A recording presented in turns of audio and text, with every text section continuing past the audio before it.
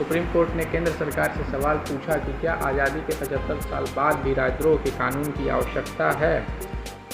मुख्य न्यायाधीश NV रमन्ना की अध्यक्षता वाली पीठ ने यह बताते हुए कहा कि महात्मा गांधी और बाल गंगाधर तिलक जैसे स्वतंत्रता सेनानियों के खिलाफ राजद्रोह कानून का इस्तेमाल किया गया था।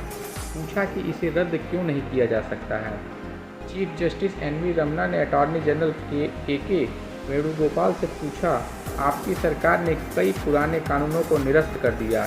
मुझे नहीं पता कि आपकी सरकार IPC की धारा 124A जो राजद्रोह के अपराध से संबंधित है को निरस्त करने पर विचार क्यों नहीं कर रही। बेंच ने सवाल किया, यह एक औपनिवेशिक कानून है, यह स्वतंत्रता आंदोलन को दबाने के लिए था। उसी कानून का इस्तेमाल अंग्रेजों ने महात्मा गांधी और बाल गंगाधर तिलक आदि के खिलाफ किया था। क्या आज़ादी के 75 साल बाद भी इस कानून की आवश्यकता है। मुख्य न्यायाधीश ने कहा कि सुप्रीम कोर्ट धारा 124A की संवैधानिक वैधता को चुनौती देने वाली याचिका पर विचार करेगा। बेंच ने कहा, हालात गंभीर हैं। अगर एक पक्ष को पसंद नहीं है कि दूसरा क्या कर रहा है तो धारा 124A का इस्तेमाल किया जाता है। यह व्यक्तियों और पार्टियों के कामकाज के लिए एक गंभीर खतरा है। सुप्रीम कोर्ट ने ऐसे कानूनों के दुरुपयोग को लेकर चिंता जताई है। धारा 66A का उदाहरण देते हुए कोर्ट ने कहा कि रद्द किए जाने के बाद भी इसके अंतर्गत मुकदमे दर्ज किए जा रहे थे। सुप्रीम कोर्ट ने कहा, इन प्रावधानों का दुरुपयोग किया गया है लेकिन कोई जवाबदेही नहीं है।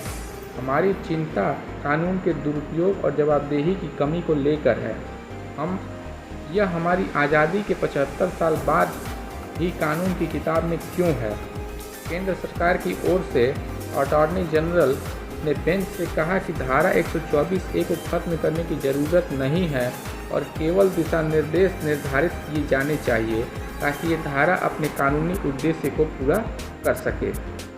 पूर्व सैन्य अधिकारी की याचिका पर सुप्रीम कोर्ट में सुनवाई।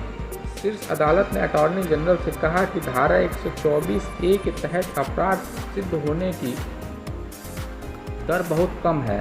पीठ ने एक पूर्व सैन्य अधिकारी द्वारा राजद्रोह कानून की संवैधानिक वैधता को चुनौती देने वाली याचिका पर केंद्र सरकार को नोटिस जारी किया। इससे मिलती जुलती अन्य लंबित याचिकाओं को भी कोर्ट ने इसी के साथ जोड़ दिया। पीठ ने कहा कि याचिकाकर्ता ने पूरा जीवन देश की सेवा में लगाया है, इसलिए वो इसे एक प्रेरित याचिका नहीं मानते।